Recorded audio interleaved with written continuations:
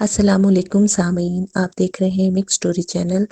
کہانی دہشت گرد کی 17ویں قسط پیش خدمت ہے۔ کالیہ شام کو جب عارف میاں سے ملنے آیا تو بابر کے غائب ہونے کی خبر نے اسے چونکا دیا۔ کیا مطلب ہے تمہارا؟ کالیہ نے حیرانگی سے پوچھا۔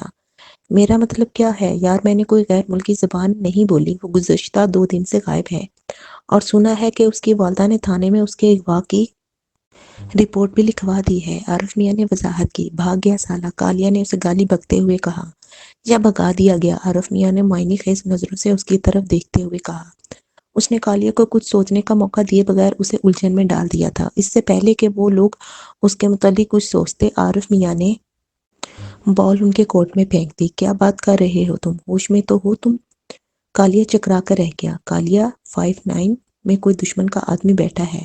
جو بھی فیصلہ ہو اطلاع باہر آ جاتی ہے۔ مجھے پہلے سے شک تھا کہ ضرور دال میں کچھ کالا ہے۔ اب مجھے یقین ہونے لگا ہے کہ ہم میں غدار بھی پیدا ہو گئے ہیں۔ ضرور کسی نے بابر کو بتا دیا ہوگا کہ اس کے قتل کا حکم جاری ہو چکا ہے اور وہ بھاگ گیا۔ یہ اغوا کی رپورٹ تو مجھے کوئی ڈرامہ ہی نظر آ رہا ہے۔ اس کے پس پردہ کوئی اور کھیل کھیلا گیا ہے۔ خیر جائے گا کہاں؟ میں تو اسے زمین کی 7ویں تہہ سے نکال کر بننے بھائی کے سامنے پیش کر دوں گا۔ عارف میاں بڑی شاندار اداکاری کر رہے تھے۔ مجھے بھی معاملہ گڑبڑ ہی نظر آتا ہے۔ بننے بھائی کو اطلاع ہو گئی ہے یا نہیں؟ کالیہ نے پوچھا۔ میں نے 3-4 فون کیے ہیں، مل نہیں رہے۔ میرے خیال سے ان کے ہاں چلتے ہیں، مل کر بات کریں گے، عارف میاں نے جواب دیا۔ ٹھیک ہے۔ کالیہ گھبرایا ہوا دکھائی دے رہا تھا۔ اسے یہ خوف دامن گیر ہونے لگا تھا کہیں بابر کے فرار میں اس کا ہاتھ شامل نہ کر دیا جائے، کیونکہ کالیہ کو بننے بھائی نے عارف میاں سے 2 روز پہلے اعتماد میں لے کر یہ حکم سنایا تھا، اور اس بات کے امکانات زیادہ تھے کہ اس پر شک کیا جا سکتا ہے، کیونکہ عارف میاں کے گھر پہنچنے سے پہلے ہی بابر غائب ہو چکا تھا۔ دونوں تھوڑی دیر بعد عارف میاں کی گاڑی پر بننے بھائی کی طرف جا رہے تھے۔ بننے بھائی کسی کام سے گھر سے باہر تھے۔ دونوں مہمان خانے میں ان کے منتظر تھے۔ رات گئے جب بننے بھائی کی واپسی ہوئی تو ان کی لٹکی ہوئی شکلیں دیکھ کر ان کا ماتھا ٹھنکا۔ بننے بھائی دوسرے شہر گیا ہوا، اسے ابھی تک بعد میں پیش آنے والے واقعات کا علم نہیں ہوا تھا۔ بننے بھائی نے ملاقات کے لیے بیٹھے باقی لوگوں سے معذرت کر کے انہیں اگلے روز آنے کا کہہ دیا اور خود ان لوگوں کے ساتھ اہم میٹنگ کا بہانہ کر کے مخصوص کمرے میں چلے گئے۔ بننے بھائی بھاگ گیا سالہ، اس مرتبہ کالیہ نے پہل کی۔ نہیں بننے بھائی، بھگا دیا گیا، عارف میاں نے حملہ کیا۔ کیا مطلب ہے تمہارا؟ بننے بھائی کا پارا اچانک چڑھ گیا۔ اس کی ماں نے پولیس میں رپورٹ درج کروائی ہے کہ بابر 2 دن سے غائب ہے، کالیہ نے وضاحت کی۔ کہیں جھوٹ تو نہیں کہہ رہی وہ؟ بننے بھائی نے غصے سے کہا۔ نہیں بننے بھائی، میں نے اچھی طرح انکوائری کر لی ہے۔ 2 دن سے اسے کسی نے نہیں دیکھا۔ مقامی یونٹ میں تو اس کا آنا جانا پہلے بھی کم تھا، اب تو وہ ادھر کا رخ بھی نہیں کرتا تھا، عارف میاں نے وضاحت کی۔ یہ بھی تو ممکن ہے مخالفوں نے اسے اغوا کر لیا ہو، آخر اس کے دشمن بھی تو بہت تھے، کالیہ نے کہنا چاہا۔ کالیہ یار، تم آخر یہ ثابت کرنے پر کیوں تلے ہوئے ہو کہ وہ خود غائب نہیں ہوا، جبکہ میرا استدلال یہ ہے کہ وہ خود غائب ہوا ہے اور عین ممکن ہے کہ اسے 2 دن پہلے ہی کسی نے بھاگ جانے کا مشورہ دے دیا ہو۔ آخر آستین کے سانپ کہاں نہیں پائے جاتے؟ یہ جو سرکاری ایجنسیوں کے لوگ شکاری کتوں کی طرح ہماری بو سونگھتے پھرتے ہیں، تو کیا وہ جھک مار رہے ہیں؟ کوئی تو انہیں اپنے کام کا آدمی ملا ہوگا۔ عارف میاں نے بڑی چالاکی اور چکر بازی سے کالیہ کو ایسی دلدل میں دھکیل دیا تھا کہ اب اس کے بچنے کی امید ہی کم نظر آ رہی تھی۔ اس نے بڑی مکاری سے بننے بھائی کے ذہن میں یہ بات ڈال دی تھی کہ بابر کو 2 روز پہلے اپنے متعلق تنظیم کے فیصلے کا علم ہو گیا ہوگا، اور اس کا اشارہ اس سلسلے میں نام لیے بغیر کالیہ کی طرف تھا۔ اب صورتحال یہ بن گئی تھی کہ کالیہ کو عارف میاں اس طرح ہیر پھیر کر کے بات بتاتے تھے کہ وہ بیچارہ مسلسل صفائیاں پیش کر رہا تھا، جس سے بننے بھائی کے ذہن نے یہ مفروضہ قائم کر لیا کہ اگر یہ بے قصور ہے تو عارف میاں کی طرح جرأت سے بات کیوں نہیں کر رہا، اور اس طرح گھبرایا گھبرایا سا کیوں نظر آ رہا ہے۔ بننے بھائی کھانے کا کہہ کر اگلی کوئی بات سنے بغیر دوسرے کمرے میں چلے گئے۔ تھوڑی دیر بعد وہ فون پر 5-9 پر بات کر رہے تھے، جہاں سے مشورے کے بعد انہوں نے کوئی انتہائی قدم اٹھانے کا فیصلہ کیا تھا۔ کالیہ تنظیم کا بڑا پرانا جانثار تھا۔ اب تک بننے بھائی کے حکم پر وہ درجنوں بے گناہوں کو موت کے گھاٹ اتار چکا تھا۔ اس نے عارف میاں کی طرح بھارتی انٹیلی جنس کے ٹریننگ کیمپ میں خصوصی تربیت حاصل کی۔ اب تک ملک کے کئی انتہائی اہم اور خفیہ راز کالیہ کے ذریعے راہ کو پہنچ چکے تھے۔ اب تک درجنوں باغیوں کی ماؤں بہنوں کی وہ کالیہ کے ذریعے بے حرمتی کروا چکے تھے۔ اتنے اہم شخص کے متعلق بننے بھائی اکیلے کوئی فیصلہ نہیں کر سکتے تھے۔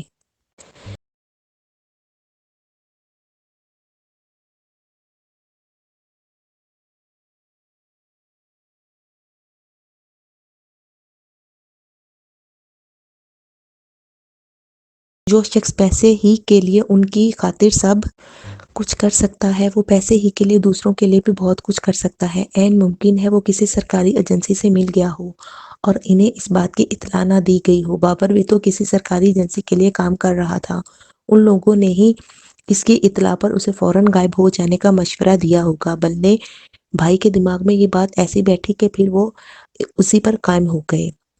اس نے سوچا یوں بھی کالیا ان کے اتنے گناہوں میں شریک ہو چکا ہے، اگر وہ کسی سیکیورٹی ایجنسی کے ہتھے چڑھ گیا تو انہیں جہنم رسید کروا دے گا۔ اس مرتبہ جب بننے بھائی کمرے میں داخل ہوئے تو ان کے ساتھ 2 مسلح باڈی گارڈ بھی موجود تھے۔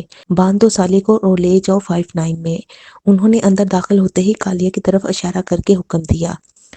دونوں کے کالیا کی طرف بڑھنے سے پہلے عارف میاں کا ہاتھ چل گیا۔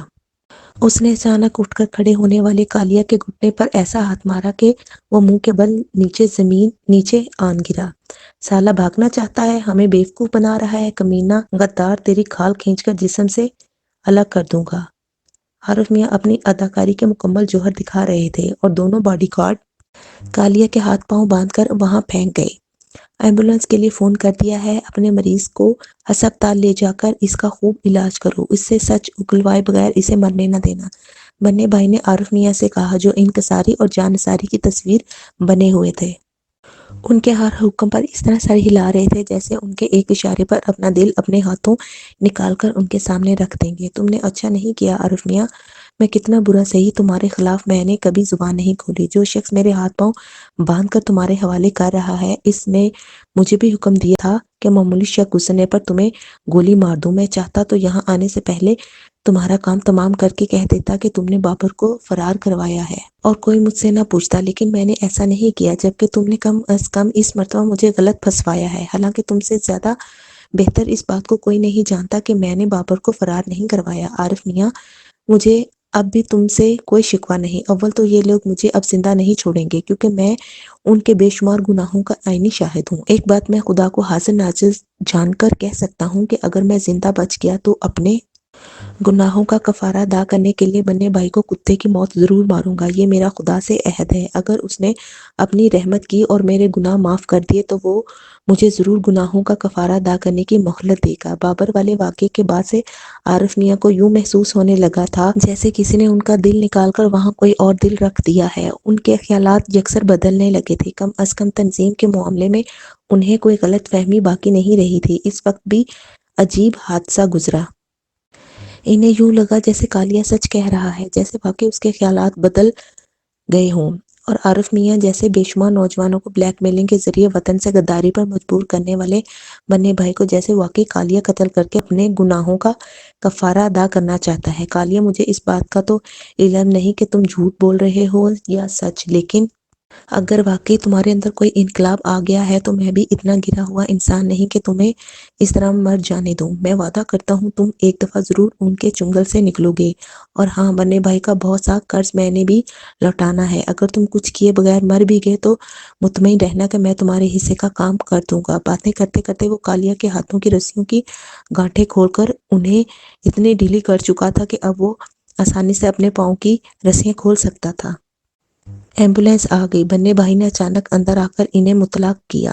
بننے بھائی کے چہرے پر برستی لعنت کئی گنا بڑھ گئی تھی۔ ٹھیک ہے بننے بھائی، مریض کو بھیج دیتے ہیں، میں بھی پہنچتا ہوں اور کرتا ہوں اس کا آپریشن۔ عارف میاں کی بات ختم ہونے پر بننے بھائی کے حلق سے بلند ہونے والے خونخوار قہقہے سے کمرے کے در و دیوار ہل کر رہ گئے تھے۔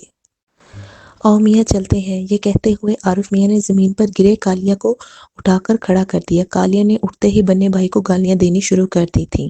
عارف میاں نے غصے سے پھنکارتے ہوئے اس کے منہ پر تھپڑ رسید کر دیا۔ بہت زبان چلتی ہے سالے کی، ابھی میرا منہ کیا دیکھ رہے ہو، جاؤ جا کر ٹیپ لاؤ، ابھی اس کی زبان بند کرتا ہوں، اس نے مسلح باڈی گارڈ کی طرف دیکھ کر کہا۔ بننے بھائی گالیاں سن کر کمرے سے باہر نکل گیا تھا۔ باڈی گارڈ ٹیپ لینے چلا گیا۔ یہاں بھاگنے کی کوشش نہ کرنا، مسلح باڈی گارڈ موجود ہیں، ایمبولینس میں صرف 2 نرسیں ہوں گی، وہاں موقع مل جائے گا، اس نے کالیا کے کان میں سرگوشی کی۔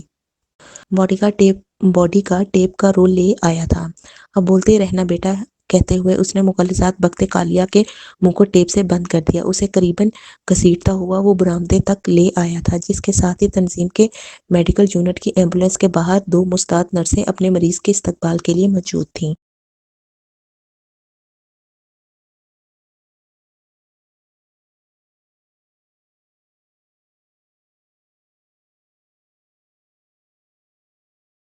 لو بھائی ذرا خیال سے لے جانا، مریض کی حالت بڑی نازک ہے، عارف میاں نے آنکھ دبا کر انہیں کہا۔ بے فکر رہیے ڈاکٹر صاحب، ہم خدمت میں کوئی کمی نہیں آنے دیں گے، ایک نرس نے بڑا فحاش اشارہ کرتے ہوئے جواب دیا۔ چل بیٹا ایمبولینس کے اندر آرام کر لے، عارف میاں نے اسے ایمبولینس کے پچھلے کھلے دروازے کے نزدیک پہنچا کر کہا۔ کالیہ نے جان بوجھ کر معمولی سی ہچکچاہٹ دکھائی تھی جب اچانک ایک نرس نے اس کی پسلی میں اور دوسری نے دوسری پسلی میں زوردار مکہ مارا۔ کالیہ کے جسم کو 440 وولٹ کا کرنٹ لگا اور وہ تڑپ کر قریباً اچھل کر اندر جا گرا۔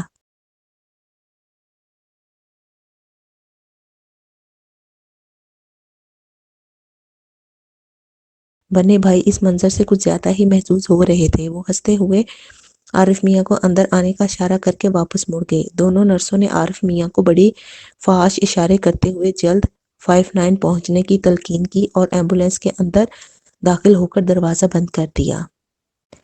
بنے بھائی خدا کا شکر ہے کہ اس غدار کا بروقت علم ہو گیا، اور ہاں آپ بابر کی طرف سے بے فکر ہو جائیے، اس کے گھر والوں کو مجھ پر بہت اعتبار ہے، بابر کو بھی مجھ پر شک نہیں ہو سکتا، میں اس کے گھر والوں کے قریب رہ کر ان پر کڑی نظر رکھوں گا، آخر اس کا رابطہ ان لوگوں سے تو ضرور ہوگا، کوئی نہ کوئی طریقہ تو اس نے پیغام رسانی کا رکھا ہی ہوگا، بنے بھائی بچ کر نہیں جا سکتا وہ۔ اب سالے کو جہنم رسید کر کے ہی واپس لوٹوں گا، آپ دیکھتے رہیے گا میں کرتا کیا ہوں۔ اس کی زبان مسلسل چل رہی تھی۔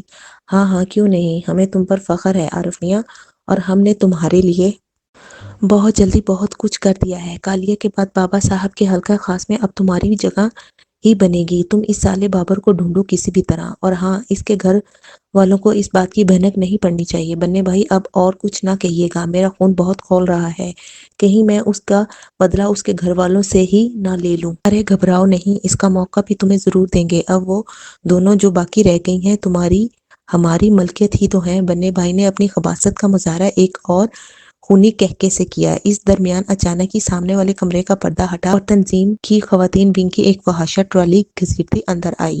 آؤ مہارانی آؤ بھائی، بہت دیر لگا دی تم نے، اکیلے آئی ہو کیا؟ بنے بھائی نے اسے دیکھ کر ہونٹوں پر زبان پھیرتے ہوئے کہا۔ نہیں بنے بھائی، مجھے معلوم پڑ گیا تھا کہ عارف میاں کی مہمانداری بھی کرنی ہے، آج بڑے خاص میزبان آ رہی ہے، آپ کے تو بھاگ جاگ جائیں گے۔ اتنا کہہ کر اس نے دونوں کے لیے شراب سے بھری ٹرالی سے بیگ تیار کرنے شروع کر دیے۔ ارے کچھ بتاؤ گی بھی، کون ہے وہ؟ بنے بھائی کو کوپے بغیر ہی نشہ ہونے لگا تھا۔ بنے بھائی تمہارا مہمان بڑا خاص آدمی لگتا ہے، مجھے تو یقین نہیں آ رہا تھا، بس تھوڑا سسپینس اور ہے، جب تم مہمان کو دیکھو گے تو یقین کرو گے میری بات تمہیں مذاق لگے گی۔ اس کی بات ختم ہوتے ہی سامنے کا پردہ ہٹا اور جو شکل برآمد ہوئی اس پر نظر پڑتے ہی دونوں اس طرح اپنی جگہ سے اٹھ کر کھڑے ہوئے جیسے صوفے میں لگے سپرنگوں نے انہیں فضا میں اچھال دیا ہو۔ آپ دونوں کے منہ سے بیک وقت نکلا۔